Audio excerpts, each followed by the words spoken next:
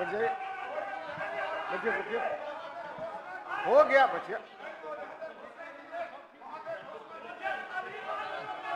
अध्यक्ष महोदय, हमें उत्तर प्राप्त हुआ है, लेकिन जो उत्तर दिया गया है मुझे लगता है कि माननीय मंत्री महोदय को अधिकारियों ने गुमराह किया और यह उत्तर सदन में रखा गया। इसलिए महोदय, मैं माननीय मंत्री से यह जानना चाहूंगा कि क्या यह बात सही नहीं है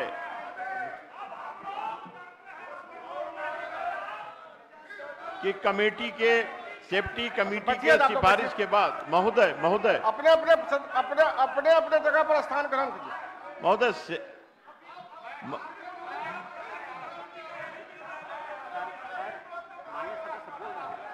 महोदय, सेफ्टी कमेटी के सिफारिश के बाद 21 जुलाई को राज्य सरकार से सुझाव मांगा गया था, जो 4 अगस्त को राज्य सरकार ने सुझाव दे दिया।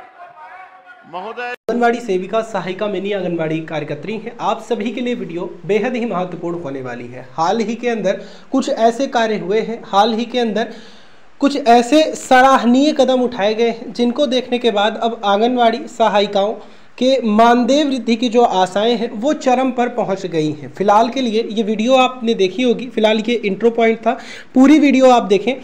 फिलहाल कोई भी डाउट हो कमेंट में लिख करके पूछें। अब ये अपडेट पूरा देखें। 4 अगस्त के सुझाव, राज्य सरकार के सुझाव देने के बाद भारत सरकार का नोटिफिकेशन आया है।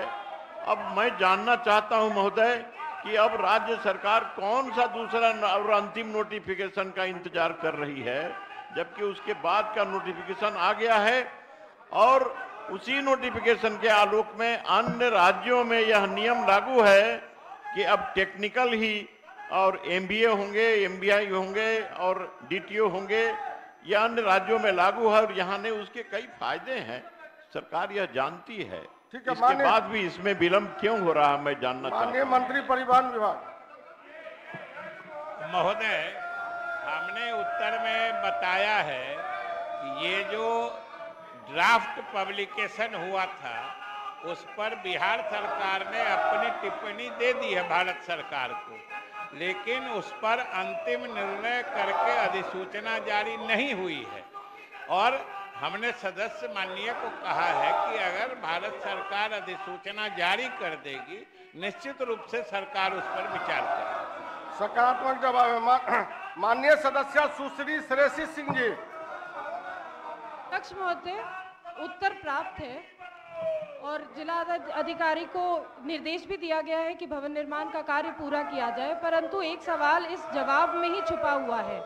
इस जवाब में लिखा गया है कि 13वीं वित्त में इस आंगनवाड़ी केंद्र के लिए राशि आई थी, उपलब्ध कराई गई थी, परंतु ये कार्य पूरा नहीं कराया गया। साथ ही साथ यह भी लिखा गया है कि पोषक क्षेत्र में समुचित स्थल नहीं रहने के कारण पूर्व की सेविका द्वारा ये केंद्र संचालित था।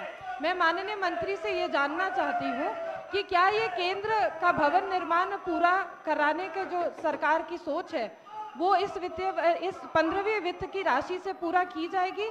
हाँ तो कब तक?